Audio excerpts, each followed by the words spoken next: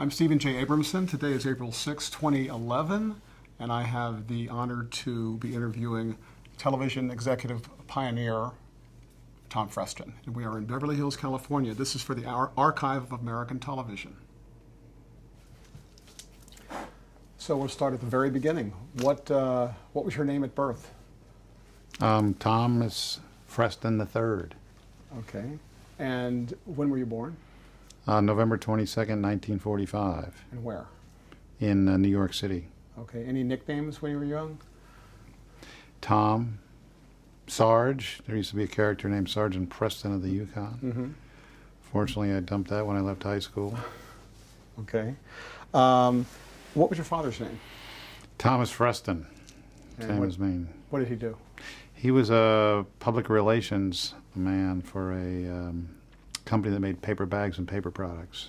Okay. And how about your mother's name? Her name was Winifred Gang, G-E-N-G, Okay. and she was basically a housewife. What traits do you think you inherited from your parents? Good work ethic. My father had good interpersonal skills. He was, sort of well liked by everybody, so I was able to pick up a lot about that type of human interaction stuff from him. Mm-hmm. Those would be two things. Do you have siblings? I have one younger brother, Bill. Okay. And when you were a kid, what kind of grabbed your attention? What did you like to do? Was anything fascinating to you? Well, I used to love to, roam around, walk, explore. I liked to play ice hockey. I lived in Connecticut, so in those days you could skate on rivers and lakes. Sports, girls, sort of normal things. I used to like to work. I used to, at a young age, well before 16, do gardening, mow lawns, paint houses, that type of stuff. Was music big Go for you? fishing. Did you like music? Music was an obsession for me early on. I was fortunate to be, just old enough sort of for the birth of, I was in 5th grade, I guess, when Elvis Presley hit the stage. And that sort of set off a lifelong passion for music. Did you buy records or did you collect records? Used to buy records, yeah. I used to buy records and albums and singles, the 45s with a big hole in the middle. Yeah. What did you want to be when you grew up? I was never sure. I was never sure what I wanted to be. I never really knew for sure. I went all the way through college, and at one point I went to graduate business school because I knew I didn't want to be. I knew what I didn't want to be, a doctor or a lawyer, but at some point it began to get clear to me that I should be a business person. But then the question was, how could I do that in a way that would have some kind of creative side to it? So I was sort of drawn to the world of marketing and advertising. I clearly didn't have the ability to be an artist in my own right, but I thought that seemed to be the most interesting vocation for me. Did you like to watch television? Did you like to watch television when you were growing up? Yeah, I watched. I watched a fair amount of all those classic shows we ended up running on Nick at Night years later. But I wasn't a really heavy TV viewer. Did you have any favorites? Oh, Gunsmoke, Have Gun, Will Travel. I remember Sea Hunt. I remember the Saturday night lineups when I was a kid and before I used to go out. I used to watch American Bandstand. A lot of the various sitcoms or westerns of the day. Later in your career, do you feel like any of those shows or the actors on them influenced you? I wouldn't say that any of the actors in any of those sort of scripted shows really influenced me. I don't think I took any personal lessons like I should be behaving in this, that, or the other way because of Paladin, for example. But I was always struck by the news guys and the power they seem to have to communicate, and the style that they embodied, and I would say it was really in the news category that caught my attention the most. What about movies? Were you a movie fan? Yeah, I was a movie fan. I used to see a good amount of the movies that would come around that would be interesting for someone who was a teenager, all the usual genres. Right. Where'd you go to high school? I went to a school called Fairfield Prep for 2 years, and then I didn't like that. I transferred to my local high school, which was called Brian McMahon High School. I finished high school there in 1963. Okay. And where was that located? That was in a place called South Norwalk, Connecticut. Okay. And what about college? Did you? I went to college in Vermont, a small school outside of Burlington called St. Michael's College. I went there to play hockey. I'd never visited it before I went. That wasn't that common in those days. And when I got off the bus, and I realized that you didn't play hockey there very long because they had an outdoor rink, and it snowed like in November, so you got like a week of hockey in. Right. After you got an MBA from NYU, did you have any plans at that point? Yes, my major plan was to travel. I had not really been anywhere, I'd realized, and I'd had a taste of traveling, so I decided I would take a break after, I guess, what was 18 years of straight schooling. And I went out to Aspen, Colorado, and worked as a bartender, but I'd never really driven cross country, had never been anywhere. And then I ended up going down to San Diego and Mexico and San Francisco, and then I ended up in the Virgin Islands working there as a bartender again. Good trade to have because you could get it anywhere.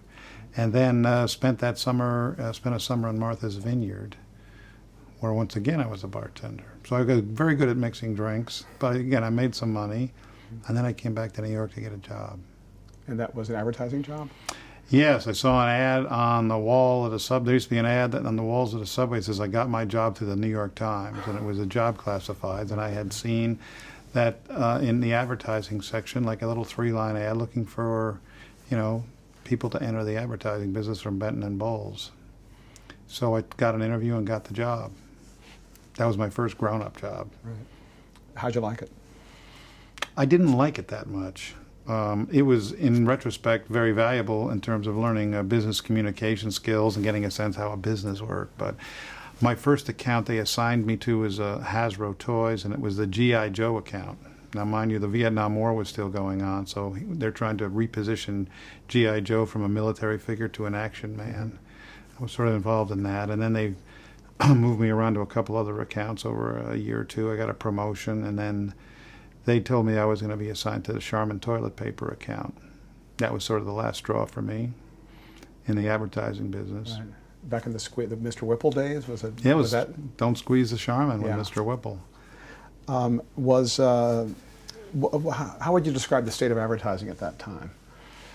Very conventional. In a way, it was sort of the heyday of it was sort of the tail end of the Madman era, but it was a heyday for the good creative shops, Doyle Dane Bernbach, Benton and Bowles. I mean, advertising was sort of the sexy place to be in business. And they hadn't all conglomerated into these major multinationals that they are today. And in some agencies more than others, there was a real emphasis on good out-of-the-box creative thinking. I worked more on Procter & Gamble kind of packaged goods, not that creative, but good discipline. But it had a reputation for being a interesting place to work, and there was some mobility there. And but 2 years had proven enough for me. So what did you do next? Well, I had called an ex-girlfriend who lived in Paris and said, I've just been assigned to Charmin toilet paper account. I'm a bit depressed. She says, why don't you quit your job? You're too good for that. Meet me in Paris and we'll go across the Sahara Desert. That's something I've been planning to do. Now, I had never been to Europe before.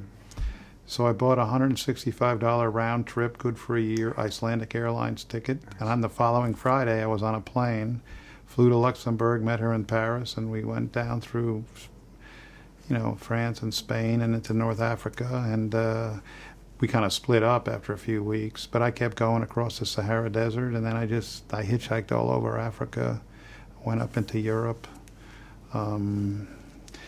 spent a lot of time, spent a summer in Berlin, and then I decided I would go on to India, which I did, and sort of hitchhiked or rode on tops of trucks and everything across Turkey and Iran, and ended up in Afghanistan. And decided I wanted to live there. I was then, 27 years old, 26 years old, and I've decided to live there in India, and I started a company and spent 8 years living in that part of the world. started a business and ran it. We used to design and make clothing and sell it to stores like Bloomingdale's and Robinson's and Bergdorf's and small boutiques in the U.S. and other places. I mean, it was sort of the birth of air freight had just started, so you could make something in New Delhi for $6 and a day later sell it for $30. It seemed like kind of a magic thing to be able to do, and it afforded me to live there, have an interesting life, travel around a lot, and make some money.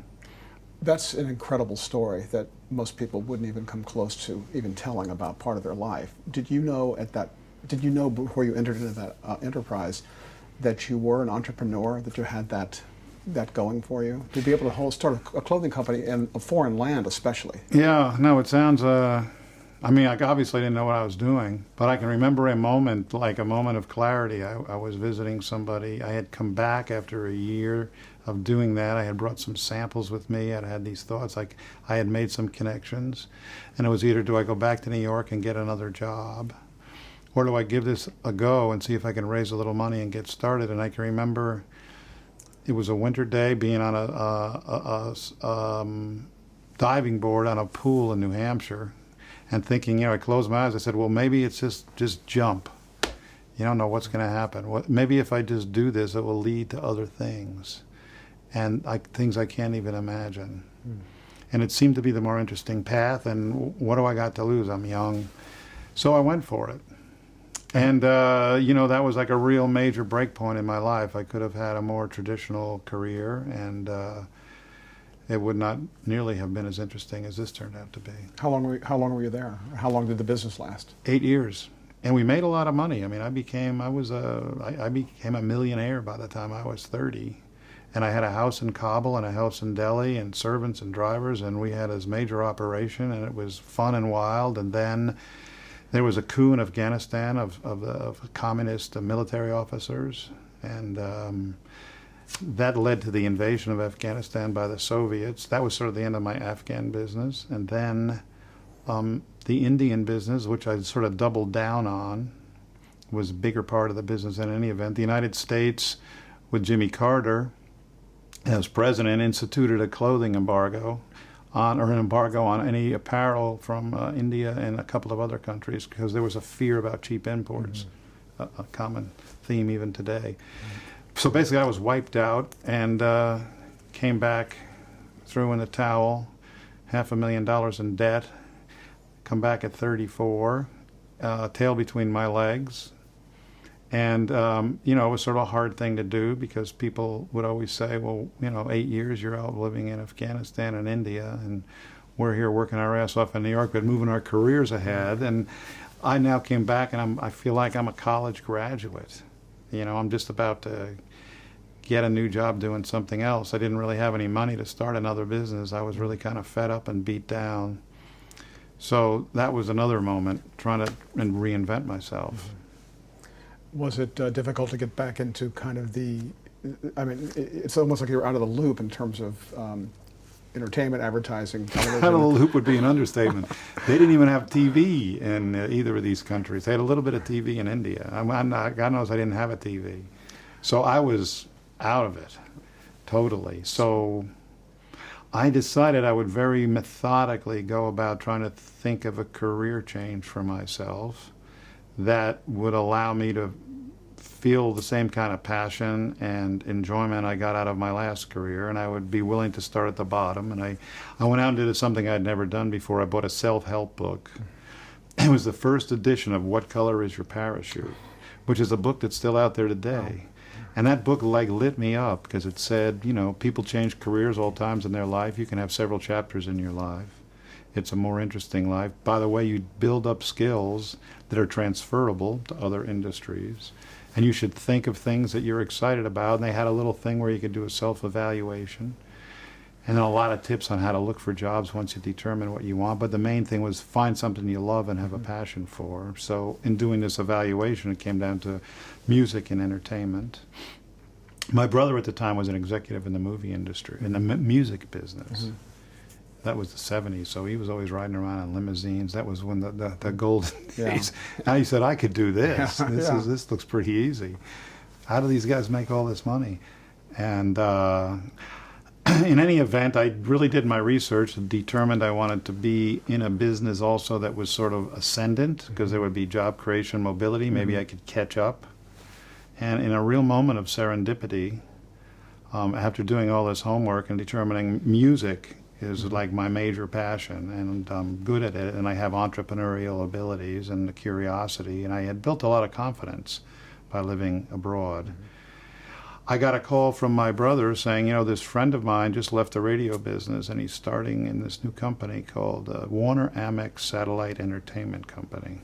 And they're looking to start, among other things, a suite of cable channels. Cable was sort of a new thing. This is now 1980. This is 1979. And I told him about you, and he said he'd love to meet you. So now I have an interview set up, and I go in and see this guy named Bob McGroarty, and they were in this little suite of offices at 1211 6th Avenue, which is now sort of the home of News Corp. And they had started this joint venture with American Express, and they said, we're looking for people who have no experience in television. I couldn't believe it.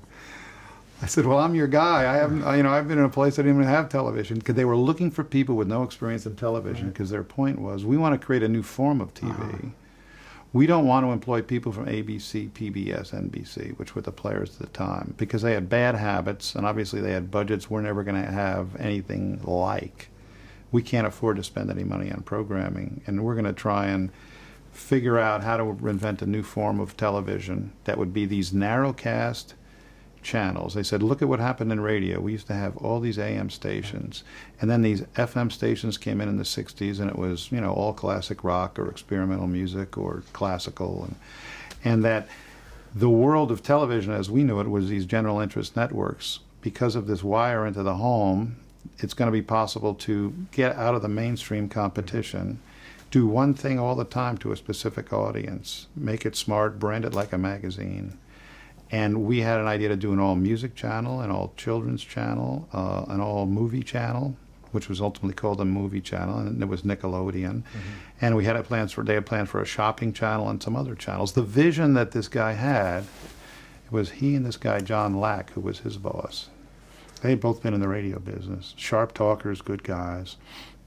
The vision that they had about what was going to happen in the future was just spot on.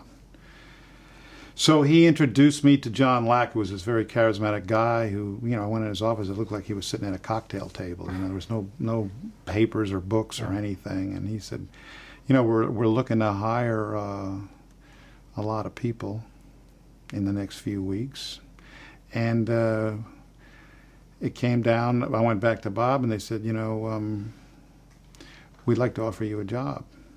We'd like to make you sort of the head of marketing for the company. This is a startup. So I couldn't believe it.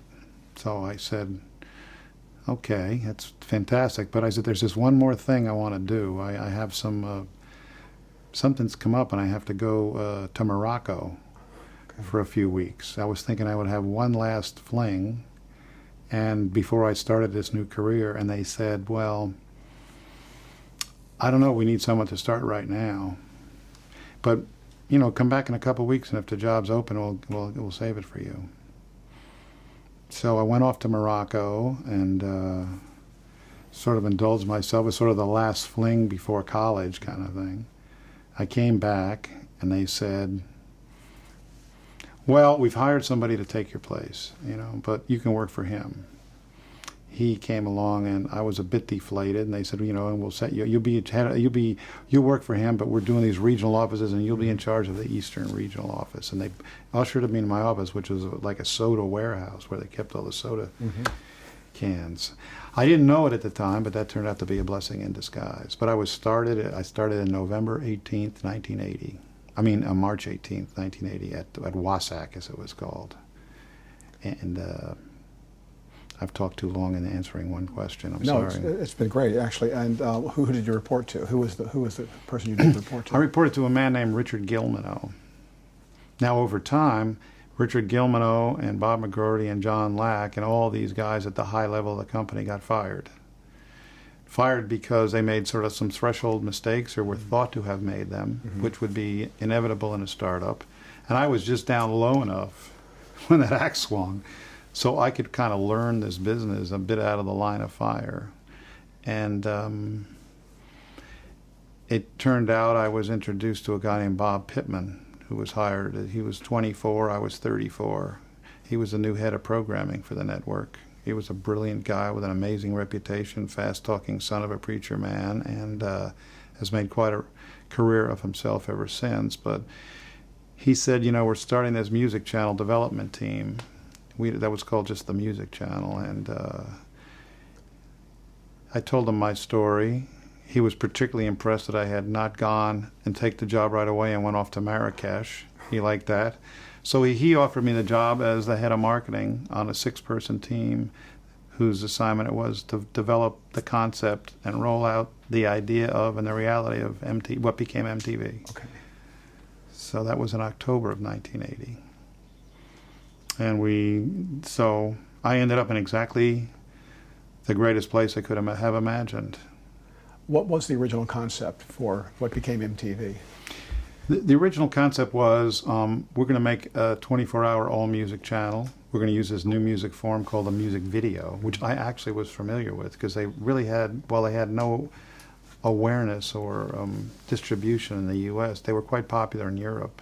You'd see them in record stores because they didn't really have radio stations that played music. So I was familiar with them at an early age.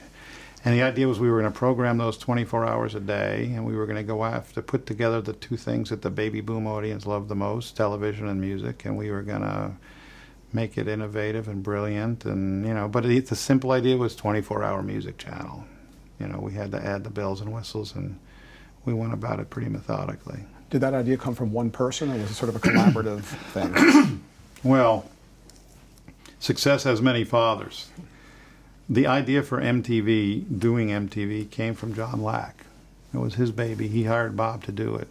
It's fair to say that Bob led the process of the creative entity of MTV, beyond the bare bones idea. And others would say, well, Michael Nesmith, who was one of the Monkees, had developed a show that we aired on Nickelodeon called Elephant Parts, which was the first place that music videos were ever exhibited in the United States.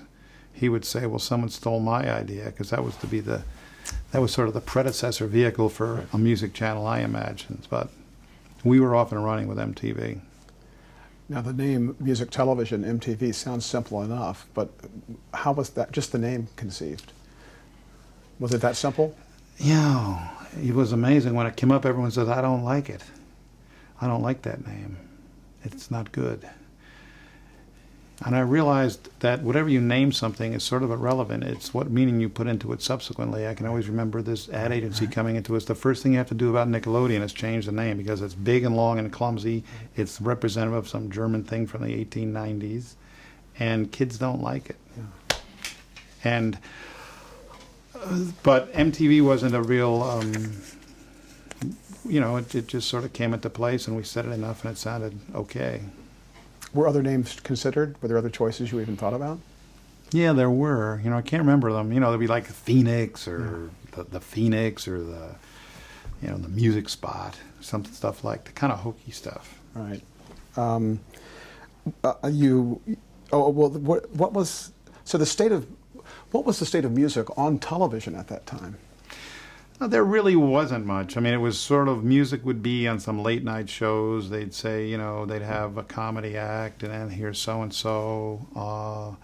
There was not much music overall. It was sort of in one of its shallow periods. Disco music had come in and kind of driven out a lot of, the 70s had been the real hard rock or just rock and roll era, like the pinnacle of it. And disco and dance music began, and that sort of began a schism in the audience. And then the new wave movement, what they called at the time the Cars, and a lot of those new bands were just sort of coming up. So the launch of MTV was quite synchronous, had great synchronicity with feeling that the music industry needed new blood, needed to be revived, that we kind of played out that dance disco thing. Was there any thinking that with a channel devoted to music, and at that time music videos, that there was any competition from shows that had been up like Don Kirshner's Rock Concert or Midnight Special, which were more kind of performance driven? Yeah, USA Network had a show called also Night Flight, and they were in a lot more homes than we were because we started out in 2-3 million homes. But we always made the case: was they're a show, we're a network, we're an idea, we're going to be a place on the dial, and we're going to be there 24/7. So it's a totally different ball game, and we're not going to be, we're going to play it more on a sort of a radio format. And when you settled on the idea of having a channel that had music videos at that time, what was the discussion about when you decided on genre? You mentioned kind of new wave, and European groups had already, they were doing it, sounded like music videos. Yeah, well, we had a lot of radio guys and record company guys, and they were very much into, and I got quite conversant in all these musical formats and the history of them and the audience segmentation. And then we did this very precise analysis, and we tried to say, where can we put together the largest coalition of potential viewers, people who are actually interested enough in music to want to watch it on TV. There's a lot of people who like music, but they're not going to watch it on TV. And so who are the most active viewers? And we kind of came down to sort of a rock slash, new rock, younger skewing area. There wasn't a lot of R&B and other elements, but we said we'd do a format much like a radio station, be a bit broader. What about acquiring them? Radio stations, they paid licensing fees. How did you go about it in terms of getting the videos? Well, we had to convince the record companies to give us the videos, and we made the case that these are like 3-minute commercials. And the good news was the record companies were many. There was like 40 at the time. They were in desperate straits because the whole dance music thing, people like dance music, but they don't really buy it. So they were kind of looking for something new. And we were able to convince them. First off, our parent, Warner Communications, had Warner Elektra Atlantic Records, and they agreed to give us music videos. CBS originally said CBS Records, which was the other big monster, Columbia Epic Record, big monster label. They said, no way, the man who ran it, Walter Yetnikoff, we're not giving you these things for free. But we went up, and we largely had just music from new bands, because a lot of the established artists didn't make it. But we found out early on, and I used to lead the charge in some of these early markets where we existed, Des Moines, Iowa, Tulsa, Oklahoma. We were selling a lot of records, and all of a sudden people would hear the Buggles or, Men at Work or Duran Duran, and it was like, you want to get on this train or not, CBS. And they basically agreed to give us the music videos for free in exchange for the promotional value we would provide for them. So if you look at early MTV as like a radio station or a jukebox, what was the number of videos that you had access to program? Well, when we went on the air, no one knew this. We only had 160 videos. Because it was largely just the Warner library, which was 35 Rod Stewart videos. He's usually in front of a fireplace with a blonde girl strumming a guitar, or some independent labels who really had nothing to lose. But that quickly, when I left MTV, or Viacom, I think we had something like 25,000 music videos in our library. So as MTV got more successful, and there was various things along the way that helped that happen, more and more people who said they would never do music videos began doing them. How many people were on staff in those early days? Well, we went from 6 as the startup team to probably 30 or 40. And then it moved into the hundreds. And where were the main offices? Or where was your office? We worked at 43rd. We started at 75 Rock. We moved out of 1211 Fifth Avenue to 75 Rockefeller Center. Outgrew that and moved to 1133 6th Avenue, which is at 43rd, 44th Street. And that was where we had a whole floor. We were on the 18th floor. It was wild times. There was a wild cast of characters working there in those days. Tell me about that. What was the environment like? It was fantastic. It was young and creative, and we had a lot of outsized characters working there. There was always a lot of fights and passion, and everybody. I was probably the oldest person there. This was like not just a job for people. I think a lot of these people, they could have just had a bed in their office. They would sleep there. Their social friends, their personal life, the job, everything was about the job. So we were on a crusade. And it was highly energetic and just exhilarating to be there in the really early days when you can see your dreams come into fruition. Everybody there thought this could be a big idea, but when you saw we actually became a true phenomena and really came center stage into the American popular culture, it was pretty heavy stuff, and there was a lot of damage done along the way. You know, we had a lot of people would go overboard with all the classic kind of problems with ego, drugs, drinking, crazy behavior. But we kept the ship afloat, and they're still plugging along to this day. So you have a collection, a limited collection, but you had a collection of music videos at the beginning. How did the idea come about to have a set of 5 VJs to kind of host segments? That was an idea that Bob Pittman had. He thought that the channel needed a face. We needed to connect. We can't just be wall-to-wall videos, but we ought to have someone on there who can become sort of a face you would connect with, so there'd be a personal relationship you might build with one of them. These people would be news readers. We'd put some news in there and other things, and they would add personality to it. And we wanted to always, the notion was, the star of the network was to be MTV, was to be the logo. There was going to be nothing. We weren't going to try and hire VJs who were celebrities. We were always going to talk about the network in a holistic way, and that the network came first. And if you would look at the early branding and promotional work we did for it, was all about if we can just get people to remember the name of our network, because they're not going to remember the name of our shows. We did the same for Nickelodeon, by the way. You know, we're competing against people who are hugely funded, and we're lucky they come to us because they know they can expect the same thing pretty much day in, day out. They don't have to know the name of their shows, just know the name of the network, and let's make it, let's use the on-air promotion and the logo and all that stuff to really imagize us and make us look kind of cool and hip and not a normal channel, you know, something that was something that sort of represented the future of new media. Was it a specific thinking to kind of, the demos of the actual VJs that kind of spread the whole gamut? They were young. I think there was like a veteran DJ. It kind of, was it the idea to kind of cover all the bases right out of the box? Well, I guess we had the black guy, Yeah. J.J. Jackson. Right. We had Martha Quinn, the cute little girl. There was Mark Goodman, who had been a AOR, album rock, DJ. Right. J.J. had also been a DJ. And then Nina. There was Nina. Right, I remember Nina. She was sort of the spacey harp player. Right, So there was the 5 of them. And they became huge. Yeah. I mean, they became, it was funny for them the first time they would go to a town. I remember taking Mark Goodman to a town because we would all live in New York, and New York never got MTV in the early days. So it was like you were shooting this stuff up into space to some satellite, and it was just... So you take them to a town where, you go to the rent-a-car place with Mark Goodman. They go, "You're Mark Goodman," and all of a sudden... The epiphany that they would realize people were watching this channel, they were kind of famous. Right.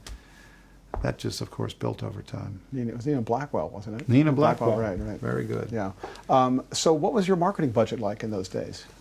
What did you have to work with to get to spread the word? I think the first year's marketing budget was $2 million.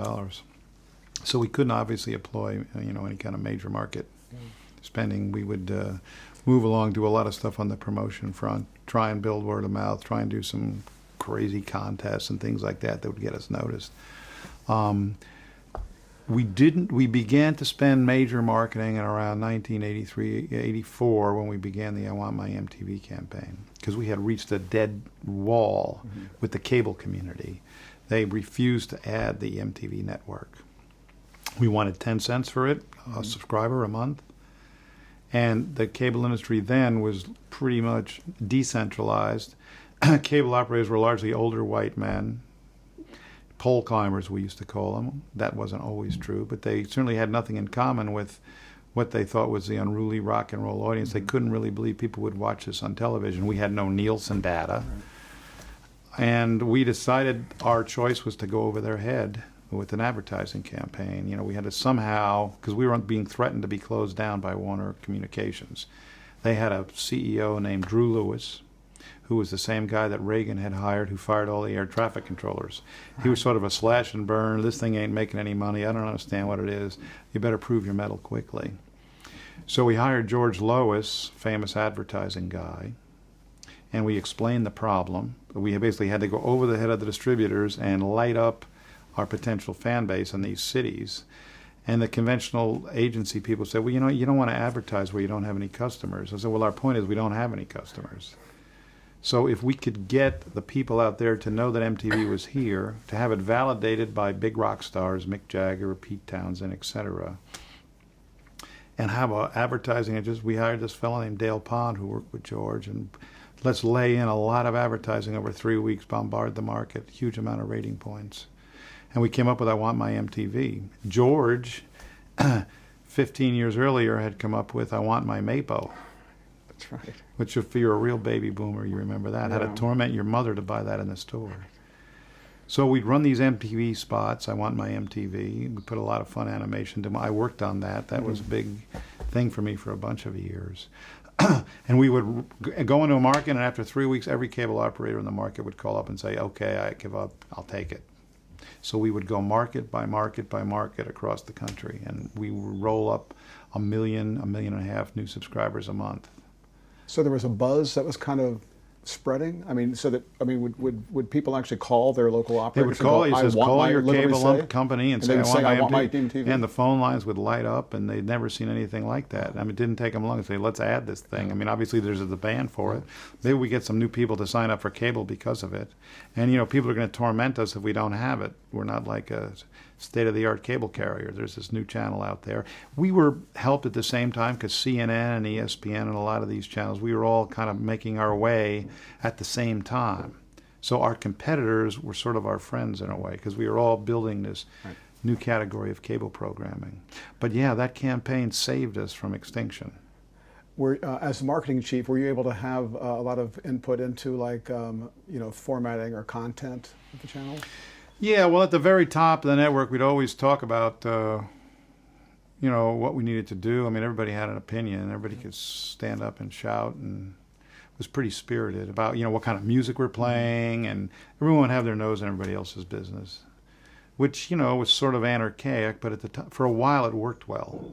When it was energetic, positive, and the size of the work group wasn't that large. Well, it was part of the philosophy of not going back to the old school network guys to come in and bringing a lot of young blood in. Was the idea that you wouldn't have a lot of veterans who would say no to everything? Was it that you would have like We all had that? no veterans. We didn't hire anybody from television, pretty much. A couple, Robert Morton, who ended up leaving us in 1982 to work for a guy who was starting a show, David Letterman. 1980. Right. He quit, but he was like the only guy. And then there was Morty, a woman named right. Morty. Sue Steinberg, who ended up going to Sony Pictures, before it was Sony Pictures. She had also had some TV experience. But everybody else was, I was the only guy from Afghanistan, but we had plenty of people from the radio industry, the record industry, teachers, any walk of life. So no one really knew what they were doing. So along that vein, I was just going to ask you about that. So when the idea to launch this started, and before it kind of started getting rolling with the I Want My MTV campaign, did someone there, did you all have a feeling that this is the right time for this, or did it sort of become obvious as it started to catch on that this is the right time for this? Well, I thought the minute I heard about it, this is huge. And it became much more huge than I ever would have imagined. I said, this is a home run. This is irresistible. And I think everyone who worked there, you wouldn't hire anybody unless they were like, man, this is the next big thing. I want to be in on this. So what was the state of cable in the early 1980s? Typically, how many channels would someone have to pick from? If someone had a 35-channel cable system, that was considered modern and state-of-the-art. There wasn't that many of those. Right. In those days, there was a lot going on there, and the universe of cable systems might have been only 20 million homes, and they were largely rural, because if you remember, cable in the old days was basically signal retransmission. I'm living out in the sticks in Vermont. Right. Give me the Burlington channel. Give me something from Canada. They'd pull stuff down on satellite dishes. HBO was really the only channel of any consequence in the late 70s, and that was just really getting rolling too. So you might have, the standard first channel was a 12-channel cable system. That would be the 3 networks, PBS, maybe a couple distant signal networks from another market that duplicated, there would be another ABC affiliate, maybe an independent or two. Then it kind of went up to 15 to 20. And then the gold standard became 35. Now we're talking that probably until 87, 35 channels. And people are like, oh man, how are we going to fill that up? But there was always more programming around than the cable systems could handle, because the cable operators like, oh, I don't have that much room left. So it went from 35 to 54 channels to 102 channels, and now, no one's counting anymore. With digital, there's so many choices. It's mind-boggling. It was such a gift to launch those new networks back in those days. It was like open field running in a way. We could go to a convention and just walk out with stacks of people signing up on the spot. What was the target demographic for MTV? 12 to 34-year-olds, people who like music.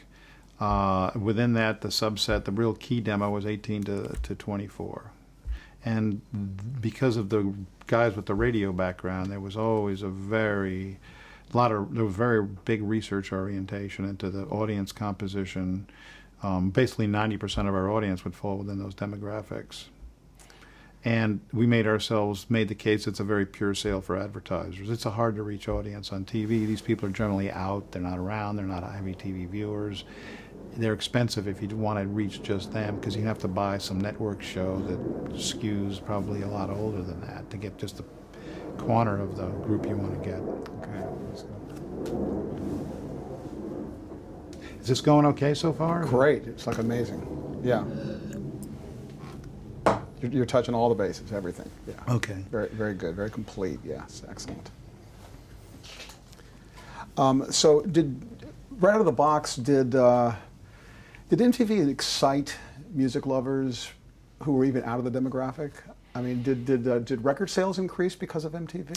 Yeah, we were able to prove that for sure. That was a key thing we really needed to prove to show the record companies that this was something they needed to invest in. I mean, at the very start, I would go with this fellow John Sykes, he was the head of promotion. He was my colleague and buddy.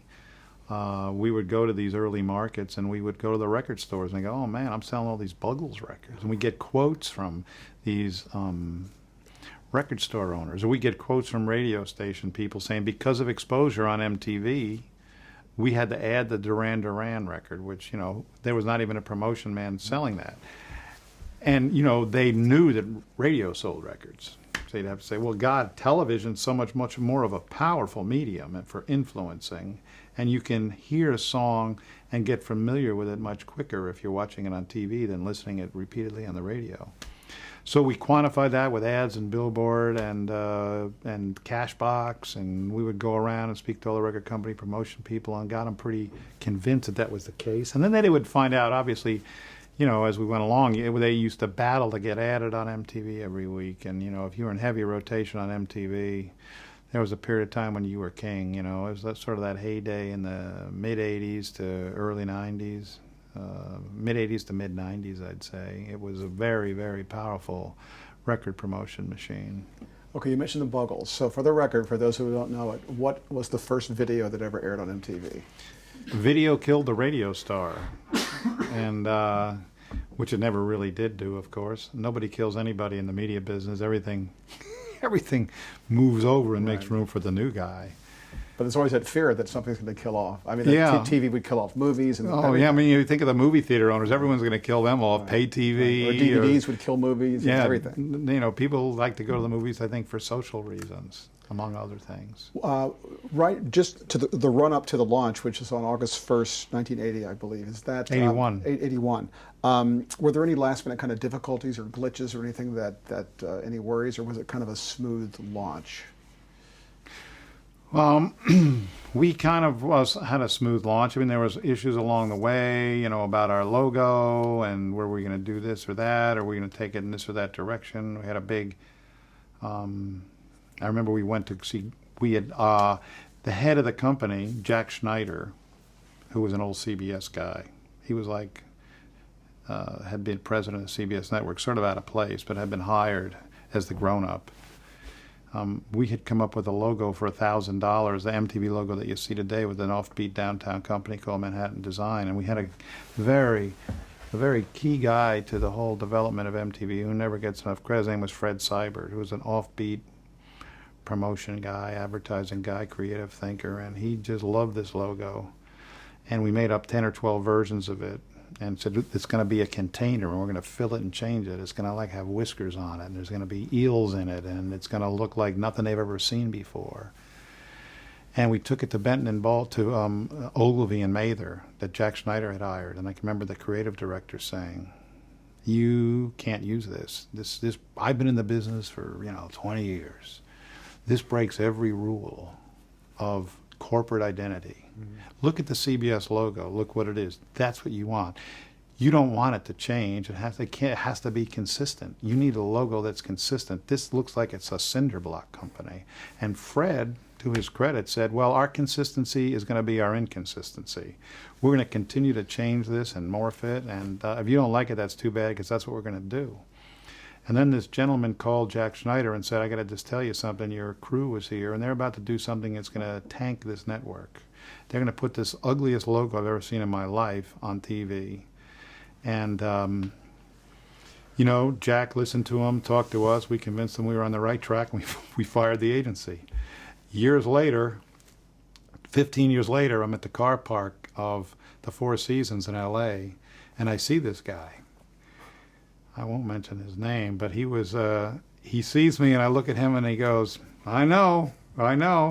It became one of the most iconic logos in the history of not just television logos, but of anything. And we was able to attitudinally express a lot of what we wanted to be. Now, I read that the whole man on the moon motif and the Apollo launch and the whole space thing, one of the reasons that was even considered was because you could actually get the footage from NASA public domain. Is that true? Yeah, we wanted a big statement, top of the hour, and Pittman wouldn't give us any money. And we had $11 or something. So Fred, once again, brilliant guy, says, let's get some public domain stuff. What can we get? It says, why can't we take man's greatest moment and steal it? It's just kind of a rock and roll thing to do. Let's take the man on the moon, the rocket ship. We had a guy do the music for $1,000. We'll take that footage and we'll insert our logo into the flag, and that'll be it.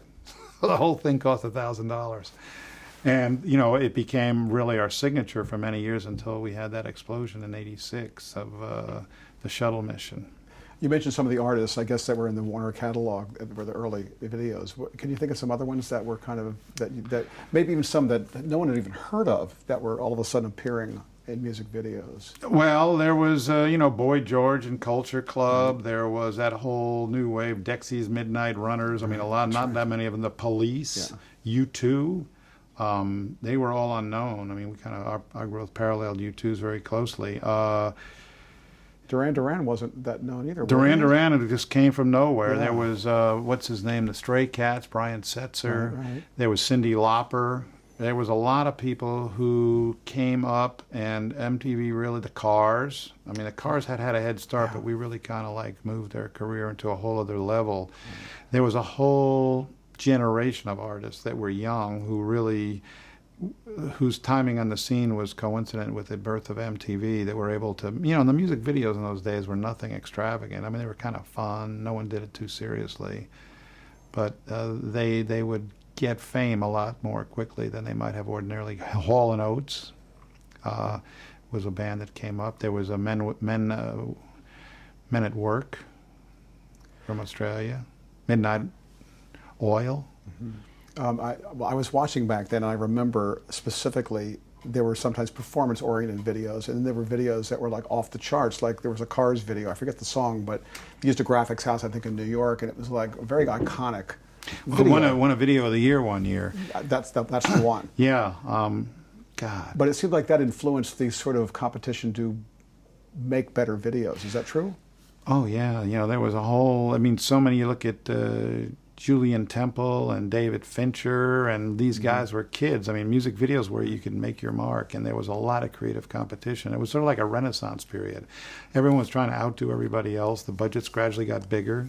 But you'd find really that money wasn't really the key to making a great video. It was like taking a risk or doing something different. So it was sort of like a creative playground where a lot of people went on to do, commercials, film, TV. So many people, the Alumni Association, that came out of those early MTV years, not just in terms of the employees, but and the artists, but the creative people in the production companies. It's pretty, I can't go anywhere in this town Did without you all- bumping into people. Did you all get together that night of that launch, or that first launch, and screen it, toast it, have a kind of Yeah, we couldn't. We wanted to do it in a place where we could get MTV, so there wasn't anywhere in New York. So we went across the bridge to New Jersey to a place called the Loft. It was like it was the closest place to New York that was carrying MTV, and there was a bar, and we went there and went off at midnight as planned, and then we had a few toasts and we had quite a little party. It wasn't a wild party. People brought their boyfriends or girlfriends or wives or husbands, but there was a great feeling of accomplishment. We talked about those early VJs.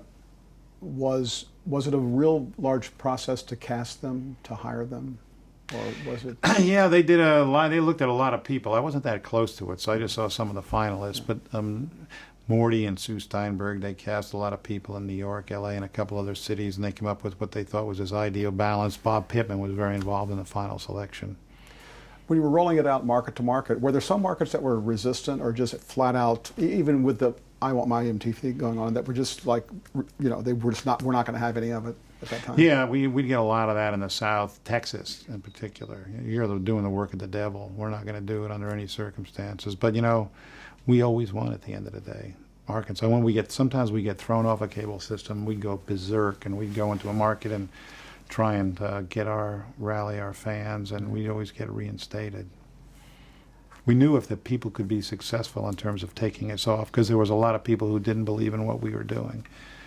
It's hard to think even this way these days, given where the culture is. But at one point in time, MTV was thought to be some radical form of new media. It was really innovative, but it was also thought by some to be dangerous and anti-Christian and all that. So how did you get Mick Jagger to do that tagline? He was the first one, wasn't he? He was the first guy who agreed to do it, yes. Les Garland, who was the head of programming at the time, he went over to Paris and hung out and finally convinced Mick to do it. And we taped him very simply. It was not any kind of great. It was like, okay, it took 3 minutes. And once we had Mick Jagger, which you find out in this world, once you have an iconic artist agreeing to do something, the house of cards falls and you'll get anybody. Were the people working on your team and just the executives at that time, were they really committed to this MTV when they saw it launching? Did it become almost a passion, not just a job? Oh, that was for sure. Everybody was. We were very tight knit, devoted, passionate. I was always characterize them as a group of crusaders. We were on a crusade. We're going to take this thing. We're going to take it all across the country. We hadn't yet thought of taking it out of the country, and we were on a march. And when we were rewarded regularly because. Michael Jackson came along with Thriller, and there would be things that would happen. Madonna sort of showed up, and it was like a fulfillment of your wildest fantasy. It was very heady time. I think you've talked in the past about survival of the fittest, and you've been described as being, through all the things you had to go through, meetings, rolling out, just so many things happening at the time, that you were hyper focused. What was your strategy? How did you deal with all the amount of decisions you had to make, and tamping down problems, all of that?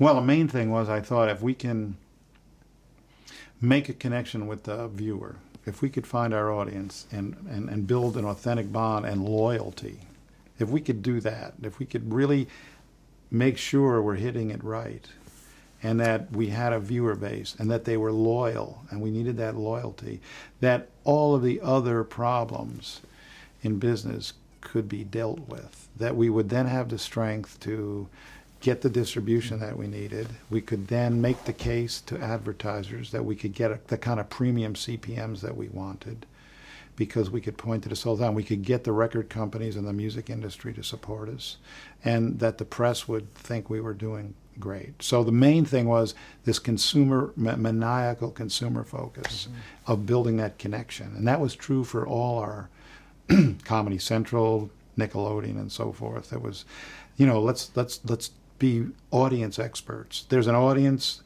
Let's pick it out and be number one at it. Let's remove ourselves from the head-to-head competition in this business between the big networks and put ourselves on the sidelines and say, we're in a special category and we're number one in it.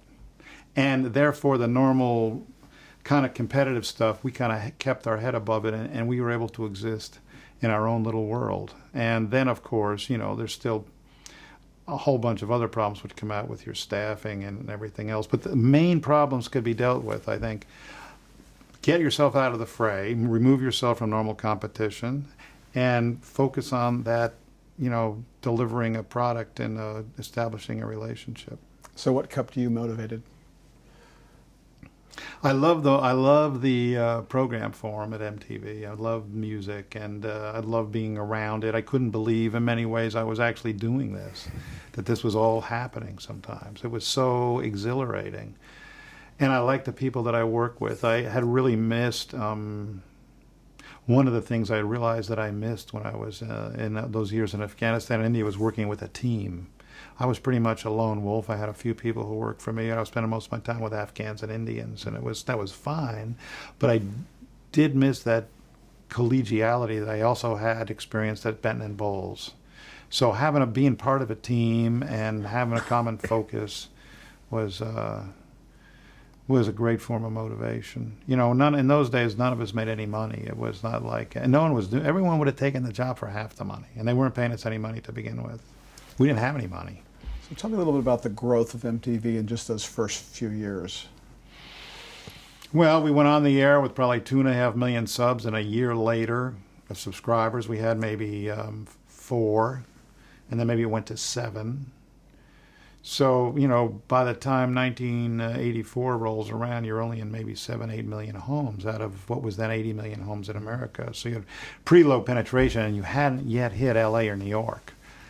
That was when things really began to get supercharged, because all of a sudden now you're in the media capitals, and writers would see it rather than just hearing about it, and they would begin to write about it, and that's when we kind of came out from being a dark horse to a phenomena. And if you add up against that too the I Want My MTV campaign and a big marketing presence, we seemed to be a big force. Did MTV affect the way that labels would sign new artists? Yeah, unfortunately, I think that's probably right. I mean, they began really looking at how artists would present themselves visually, and they were hiring people who were sort of from that world. You look at people like a Jeff Ayeroff at Warner Brothers, who was a genius, or he worked at A&M too. But, he really, he would discover directors like David Fincher. He would groom Madonna or ZZ Top. I mean, and when they'd sign people, that would be, a criteria. People would say, in retrospect, that wasn't really a healthy thing for the music business. But looking for pretty people, mm-hmm. Was that a factor? But if you think about it, popular music, the people who really broke through even in the 50s, you think of Fabian and Frankie Avalon and Elvis Presley. I mean, they weren't the greatest singers. I mean, Elvis was, but a lot of the people, there was always the classic teen idol, right. Good looking, I want that poster in my bedroom. Right. Kind of thing. And they literally discovered some of those people just, hanging out in Philadelphia and stuff like that. Yeah. Well, let's groom this guy, yeah. Mm-hmm. What about the competition? Was there competition for MTV? Well, we had this running feud at first with USA Network and Night Flight. It was run by a guy named Jeff Franklin, and he said, I'm in 50 million homes, or he was in all the homes there, because the USA Network had really been the predecessor big network, and he thought we were in competition with him, and we always treated him like he wasn't a competitor. That was our attitude. It was kind of arrogant, but I really annoyed him. But said, you're just like a show. We got this thing. So at one point, we were annoying a lot of people. They were thinking, we were some ungodly force. So Ted Turner decided, I'm going to step in. I saw an opportunity. He had just launched CNN. We had been very close with them. He said, I'm going to launch a new channel called a cable music channel, and we're only going to play the good music. I mean, this kind of sinful stuff we're not going to deal with. So we went into a major reevaluation mode. How are we going to deal with this? Now we have a competitor, Ted Turner, well-endowed guy, big reputation. He's going to be head-to-head with us everywhere. It's like sort of the turd in the punch bowl. So we decided, well, we're going to launch a channel called VH1. And VH1 would be the thing we would tell cable operators is what you know, if you're thinking of adding another music channel, first of all, you can't really replace MTV. But if you want to add a second one, you're better off adding VH1 because VH1 is programmed by the same people who make MTV, so they'll be more complementary. They're not going to be playing the same music. They're not going to be doing the same thing. And we went around and tried to aggressively deal with cable operators to sell VH1. And we created VH1 on a budget of about $3 million. We're going to change tape. Okay.